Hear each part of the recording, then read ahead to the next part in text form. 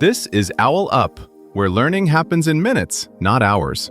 For a deeper journey, explore all our courses at owlup.co. Now, let's dive in.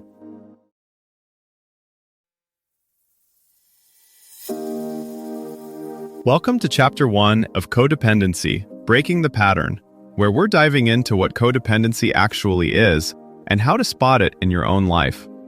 We'll explore the key signs that you might be caught in this cycle and what it really looks like when your sense of self gets tangled up with someone else's problems.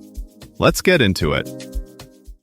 According to one study, most partners of people with addictions quietly meet criteria for a condition they've never heard of. In daily life, it looks ordinary. You cancel plans, smooth over chaos, hold everything together, yet somehow feel invisible in your own story. You might not call it codependency. You might call it being loyal, sticking by your person, or just doing what needs to be done.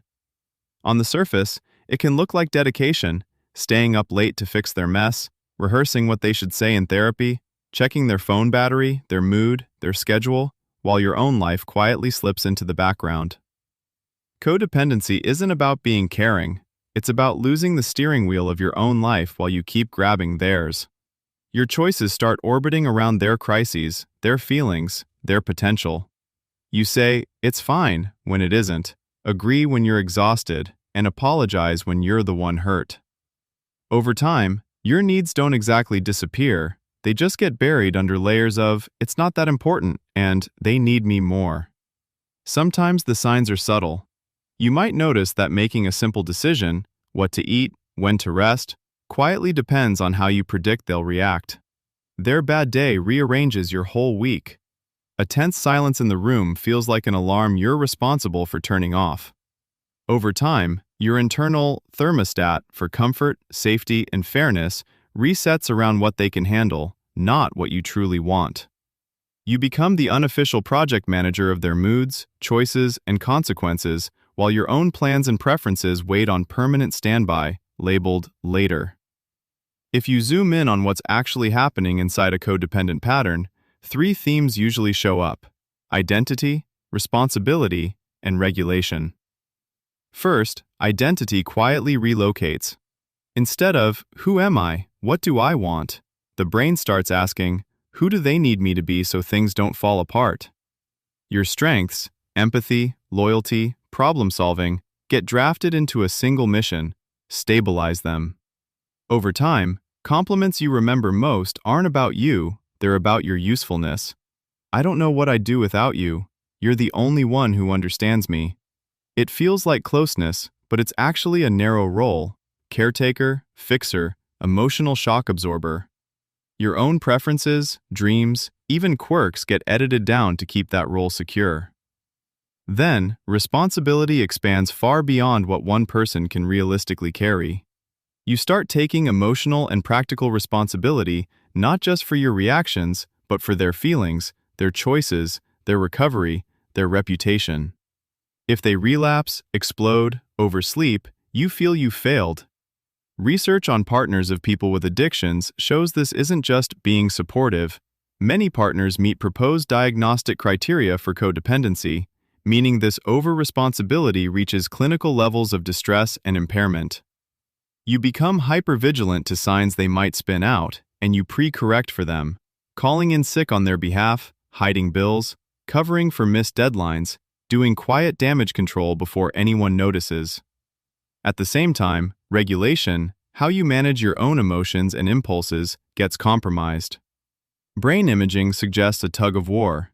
Empathy circuits fire intensely when the other person is distressed, while self-regulation areas quiet down. In practice, that might look like saying yes through clenched teeth, texting 20 times to check on them, or abandoning your own plans the moment they hint at a wobble. You may know, logically, this isn't sustainable, yet feel almost physically compelled to step in. Caring stops being a choice and starts to feel like an obligation wired into your nervous system. And there's a deeper paradox underneath. The more you take over their responsibilities, the less opportunity they have to confront their own behavior. Your effort buys temporary calm, but it also protects the very patterns that are hurting you both.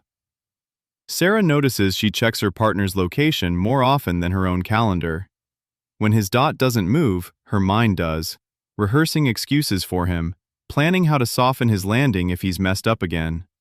Meanwhile, the hobby she loved, her Thursday night music jam, hasn't seen her in months.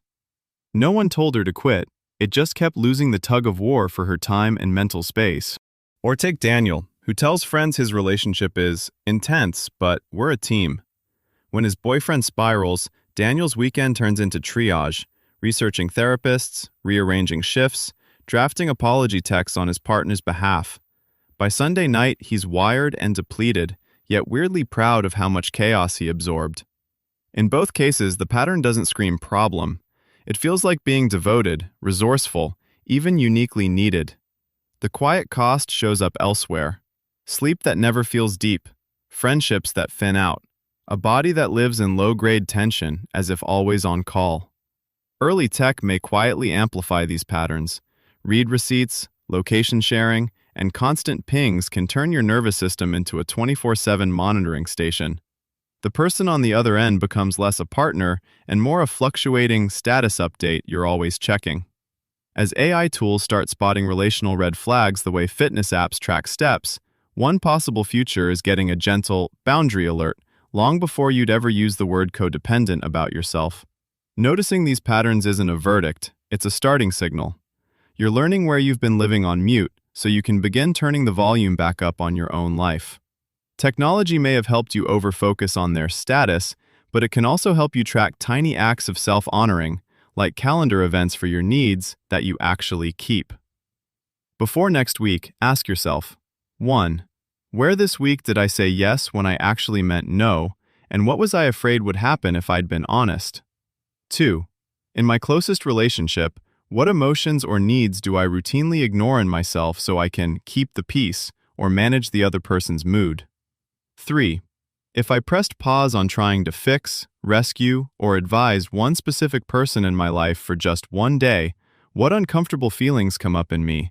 And what might those feelings be trying to tell me about my own needs? This was OwlUp, your daily step forward. To keep learning with structured courses and more insights, go to owlup.co. Until tomorrow!